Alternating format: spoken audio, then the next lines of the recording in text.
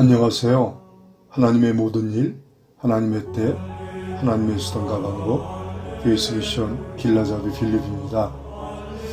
중형교회 몰락의 위기 극복을 위한 이제 두 번째 시간입니다. 지난 시간에 우리는 기독교 미디어의 보도를 통해서 중형교회가 무너지고 있다는 절박한 이 목회 위기 상황에 대해서 알게 되었습니다. 이 위기는 미자립교회의 존립을 위태롭게 하고 대형교회까지 그 안위를 담보할 수 없게 된다는 이제 한국교회의 이제 총체적 위기를 의미하는 것임을 우리는 이제 알 수가 있게 된 것이죠. 그래서 이 위기를 극복하기 위해서 이제 지난 시간에 우리는 복음으로 다시 시작해야 한다는 말씀을 드렸습니다. 우리가 첫째, 이 복음의 본질, 그 가치, 그 목적을 이제 올바르게, 선명하게 이제 규명하고 정립을 해야 한다는 것이죠. 그리고 둘째, 그 복음의 본질과 그 가치, 그 목적을 올바르게, 선명하게 우리가 규명하고 정립하게 되면 이제 이어서 복음에 충실한 우리의 신앙 프로세스를 구축해야 합니다. 여기서 이 복음의 본질, 가치, 그 목적에 충실한 이제 신앙 프로세스를 구축해야 되는데, 이제 이 신앙 프로세스란 이제 이 복음에 충실한 이제 세계관, 가치관을 구축해야 한다는 것과, 그리고 우리의 심리 의식 체계, 그리고 우리의 사고 체계, 또 우리의 삶의 동기와 목적, 또 삶의 수단과 방법을 이제 올바르게 구축해야 한다는 것입니다. 이는 복음의 본질, 가치, 그 목적이 이제 올바르게 규명되고 정립이 되면 이제 그 복음을 물리적으로 우리의 삶에 구현하기 위해서 이제 우리의 삶의 세계관, 가치관으로 정립이 되어야 하고, 우리의 마음, 즉 우리의 심리 의식 체계로 정립이 되어야 하고, 이는 우리의 고정관념, 곧 마음이 변화를 받아야 한다는 것이죠. 그리고 우리의 사고 체계가 정립이 되어야 하는데, 이는 우리의 사고 방식이 변화를 받아야 한다는 것이죠. 이렇게 그 세계관, 가치관, 이제 마음과 생각이 변화를 받으면 이제 우리는 올바른 삶의 동기와 목적을 가지고 또 올바른 삶의 수단과 방법으로 살게 되면서 이제 우리가 가지고 있는 모든 위기를 이제 극복하게 되는 것이죠. 그리고 셋째, 이제 복음에 충실한 신앙 시스템을 구축해야 합니다. 교회는 예수 그리스도의 몸이며 우리는 그 몸의 지체로서 예수 그리스도와 성령 안에서 하나님과 하나가 되어야 하는 이제 상생 공동체이죠. 그러므로 복음의 본질, 가치, 그 목적이 올바르게 정립이 되면 이제 서로 믿고 신뢰할 수 있는, 사랑할 수 있는, 유기적으로 초협력적으로 동역할 수 있는 강하고 건강한 이 제자들의 공동체 시스템을 구축해야 하는 것이죠. 그리고 이제 넷째요. 이제 복음에 충실한 신앙 프로세스, 신앙 프레임워크를 구축해야 합니다. 하나님의 자녀들이 손으로 수고하는 모든 일, 이제 목회를 하든지 전도 선교를 하든지 이제 교회의 모든 사역뿐만이 아니라 이제 사업을 하든지 직장 생활을 하든지 장사를 하든지 이제 그 손으로 수고하는 모든 일의 수단과 방법을 우리는 이제 세상적 가치와 논리에 물든 세상적인 수단과 방법으로 하는 것이 아니라 이제 하나님의 수단과 방법으로 우리가 수행을 해야 한다는 것이죠. 그러므로 우리가요, 이제 우리의 손으로 수고하는 모든 일을 이제 복음의 본질, 가치, 그 목적에 충실한 이제 수단과 방법으로 이제 수행하기 위해서 이제 올바른 이제 프레임워크를 구축해야 한다는 것이죠. 다시 말씀을 드리면은요, 우리의 이 위기를 극복하기 위해서는 이제 첫째, 복음의 본질, 가치, 그 목적을 올바르게 선명하게 규명하고 정립을 해야 하고, 그리고 이제 둘째, 우리의 신앙 프로세스를 올바르게 구축해야 하고, 그리고 셋째, 우리의 신앙 공동체 시스템을 올바르게 구축해야 하고, 넷째, 우리의 신앙 프레임워크를 올바르게 구축해야 한다는 것입니다. 오늘 꼭 기억해야 할 것은 이 네 가지 주제를 꼭 기억해 주시기를 바랍니다. 앞으로 강의는 먼저 이제 복음의 본질, 가치, 그 목적을 선명하게 정립하는 것부터 시작이 되지만, 그 이후에 복음에 충실한 신앙 프로세스 구축을 위한, 또 신앙 공동체 시스템 구축을 위한 이제 신앙 프레임워크를 구축하는 것으로 그 내용이 이제 이어지게 될 것이기 때문에 그렇습니다. 이제 복음을 올바르게 선명하게 이제 숙고하기 위해서 어떻게 해야 할까요? 복음의 본질, 가치, 그 목적을 올바르게 숙고하기 위해서는 이제 우리가 먼저 이제 복음의 그 배경에 대해서 먼저 깊은 사유가 이제 이루어져야 합니다.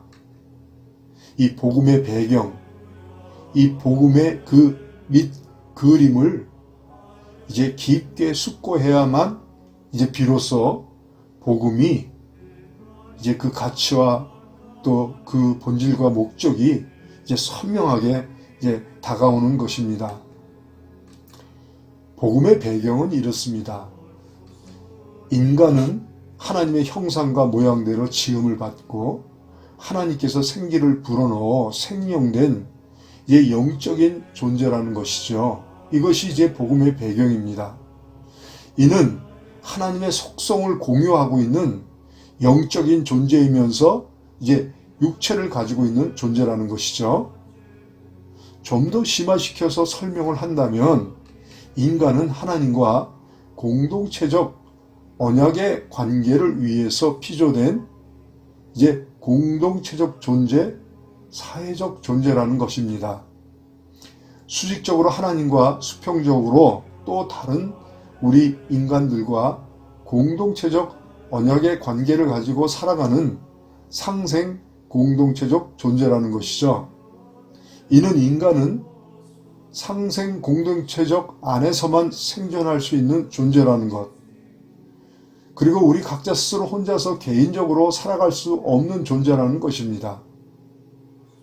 이 상생 공동체적 존재라는 것은요, 인간은 절대로 혼자서 스스로 살아갈 수 없는 존재라는 것을 의미하는 겁니다. 인간이 수직적으로 하나님을 떠나서 수평적으로 인간과 관계를 떠나서 살아갈 수 없는 이제 인간의 본질, 본성이 바로 이제 상생 공동체적 존재라는 것을 우리는 알아야 하는 것이죠. 이것을 전제해야만 우리는 비로소 복음의 본질과 가치와 그 목적을 선명하게 알 수가 있게 되는데요. 여기서 우리는 이제 예수 그리스도의 성육신에 대해서, 그리고 예수 그리스도의 피의 새 언약에 대해서, 또 화목제물이 되어주심에 대해서, 그리고 예수 그리스도의 새 계명과 이제 보혜사 성령의 약속에 대한 이 말씀과, 그리고 음부의 권세가 이기지 못하는 예수 그리스도의 교회 공동체에 대해서 우리가 이제 그 말씀에 대해서 이해를 할 수 있게 되는 것이죠. 복음이 이렇게 상생 공동체적 언약의 관계가 그 배경이 되는 이제 세계관, 가치관에서 이제 비로소 그 본질과 가치와 그 목적이 이제 규명이 되는 것이죠.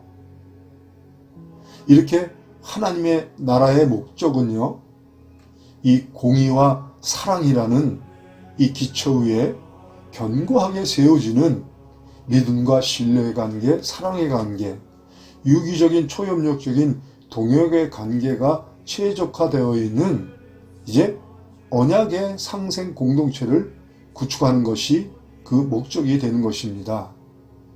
그러므로 복음의 본질과 가치 그 목적을 올바르게 선명하게 규명을 하려면 인간은 이 언약의 상생 공동체적 존재라는 것을 그 배경으로 전제해야 하는 것입니다.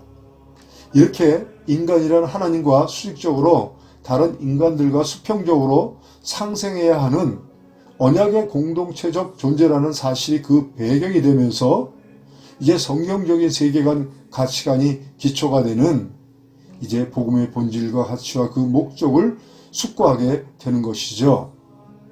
자, 이제 상생 공동체적 존재라는 세계관, 가치관을 기초로 해서 우리는 이제 복음의 본질, 가치, 그 목적을 선명하게 규명해야 하는데요. 먼저 복음의 본질, 가치를 규명해주는 복음의 두 가지의 목적을 먼저 숙고해야 합니다. 이제 복음의 첫 번째 목적이 뭐냐면요, 사면복권의 복음이죠.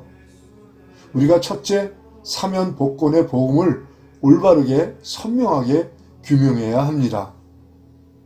여기서 이제 우리가 늘 여러 번 우리 모든 성도들이 늘 우리가 이제 그동안 학습해왔던 이제 이 사면복권의 복음, 칭의의 복음, 이제 죄와 허물로 죽었고 본질상 진노의 자녀, 마귀의 종으로 매인받아 이제 마귀와 함께 종말론적 심판을 받고 지옥 형벌을 받아야 할 절망적인 상황에 처해 있는 인간을 살리기 위해서 이제 예수 그리스도께서 성육신을 하셔서 이제 우리와 함께 오셨죠. 그리고 이제 피의 새 언약을 세워주시고 그 언약한 대로 화목제물이 되어주심으로 이제 에덴에서 깨어진 이제 언약의 공동체 관계를 이제 회복시켜주는 이제 사면복권을 이루어 주신 것이죠. 그러므로 복음의 첫째 목적이 바로 사면복권이라고 할 수가 있습니다. 모든 죄사함을 받고 하나님을 아버지로 부를 수 있는 하나님의 자녀의 권세 회복, 그리고 의롭다 칭함을 받는 칭의의 복음이 바로 그것인 것입니다. 그리고 두 번째요, 이제 책임과 의무의 복음을 올바르게 선명하게 규명해야 합니다. 하나님의 자녀의 권세와 함께 빛과 소금으로 열매를 많이 맺음으로 하나님께 영광이 되는 하나님의 자녀로서의 삶을 살아야 할 이제 준엄한 이제 성화의 복음에 대해서 우리가 올바르게 규명해야 합니다.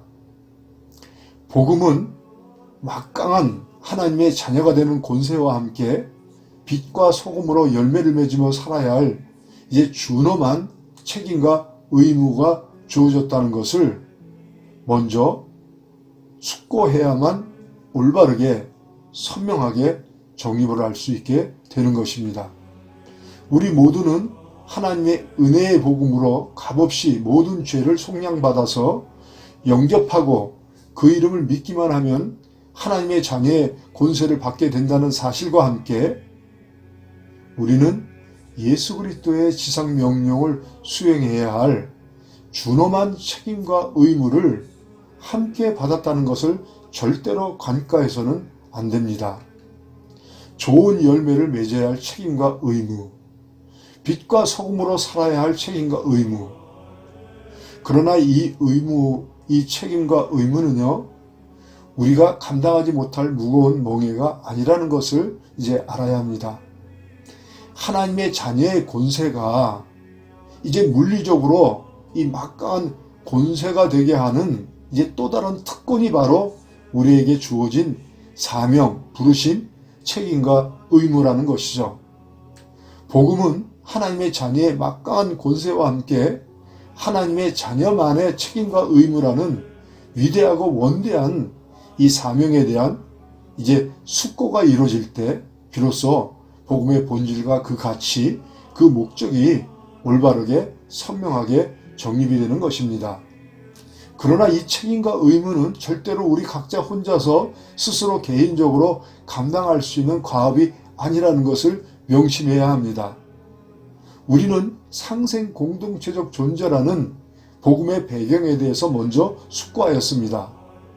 우리는 빛과 소금으로 열매를 맺는 삶을 살아야 할 준엄한 책임과 의무를 받았지만 이 책임과 의무는 우리 각자 스스로 혼자서 개인적으로 감당할 수 있는 과업이 아니라는 것을 여기서 명심해야 합니다.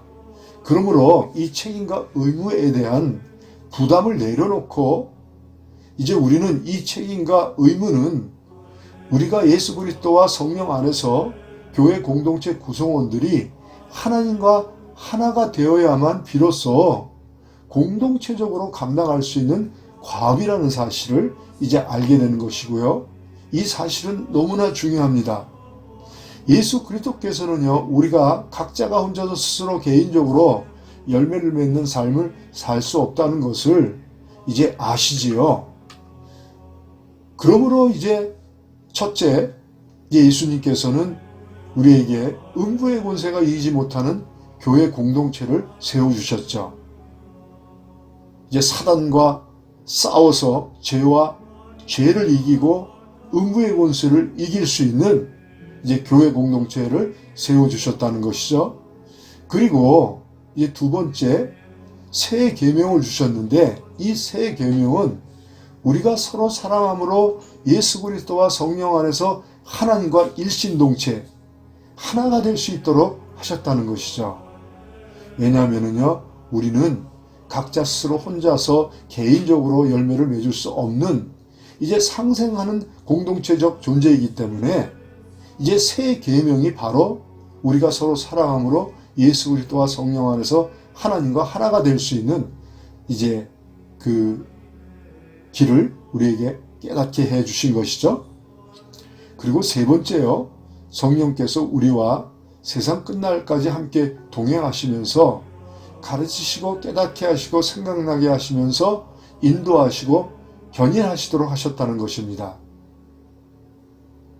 우리가 이렇게 예수님께서 우리 각자 스스로 혼자서 개인적으로는 열매를 맺는 삶을 살 수가 없고 죄를 이길 수가 없고 거룩하게 경건하게 살 수 없고 도덕적으로 윤리적으로 완전한 삶을 살 수 없기 때문에 이제 음부의 권세가 이기지 못하는 이제 교회 공동체를 세워주신 것이고요. 그리고 이제 새 계명을 주셔서 교회 공동체 구성원들이 서로 사랑함으로 이는 서로 믿고 신뢰할 수 있는, 사랑할 수 있는, 동역할 수 있는 그런 관계를 구축해서 이제 예수 그리스도와 성령 안에서 하나님과 하나가 될 수 있도록 하셨다는 것이죠. 그리고 세 번째, 이제 성령께서 이제 세상 끝날까지 우리와 동행하시면서 이제 우리를 가르치시고 깨닫게 하시고 생각나게 하시고 우리를 인도하시면서 이제 우리를 견인하신다는 것이죠. 자, 이제 여기서 우리는요, 이제 복음이 왜곡 변질되는 가장 큰 이유를 발견하게 되는 것이죠. 발견하게 되는데요. 우리 각자는 스스로 혼자서 개인적으로 스스로 자신을 구원할 수 없고 빛과 소금으로 열매를 맺는 삶을 살 수 없다는 이제 그 상생 공동체의 존재라는 사실에 대해서 이제 무지하게 되면은요, 이제 이렇게 복음이 왜곡되고 변질된다는 것을 우리는 알 수 있는 것입니다. 우리 각자에게 이제 경건하게, 거룩하게, 도덕적으로, 윤리적으로 올바르게 살아야 된다고, 열매를 맺는 삶을 살아야 된다고 아무리 독려해도 우리 각자는 스스로 혼자서 개인적으로 결심하고 결단을 해도 절대로 경건하게, 거룩하게, 도덕적, 윤리적 신앙생활을 할 수 없다는 것을 우리는 명심해야 합니다. 우리가 빛과 소금으로 열매를 많이 맺는 경건하고 거룩하게 도덕적으로 윤리적으로 올바르게 살기 위해서는 예수 그리스도의 음부의 권세가 이기지 못하는 교회 공동체 안에서 새 계명을 지켜서 서로 사랑함으로 공동체 구성원들이 예수 그리스도와 성령 안에서 하나님과 하나가 되어 한마디로요, 하나로 뭉쳐야 한다는 것이죠. 그로 말미암아 살아있는 이제 유기적인 이제 상생 공동체가 구축이 되어야 비로소 가능하게 된다는 것이죠. 이렇게 우리는 사면 복권을 위한 복음, 그리고 책임과 의무를 위한 복음에 대해서 이제 숙고하게 되었습니다.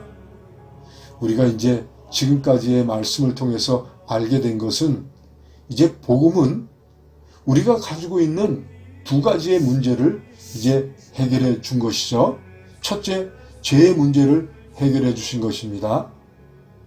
성육신하신 예수 그리스도께서 피의 새 언약과 화목제물이 되어주심으로 지옥 형벌을 받을 수밖에 없는 죄와 허물로 죽었던 본질상 진노의 자녀, 마귀의 종이 되었던 우리 모두가 모든 죄사함과 하나님의 자녀의 권세를 회복하고 이제 죄인이 아니라 의롭다 칭함을 받는 의인이 되었다는 것. 그리고 둘째, 이제 하나님의 자녀로서 의롭게 빛과 소금으로 열매를 맺는 삶을 살 수 있게 해 주셨죠.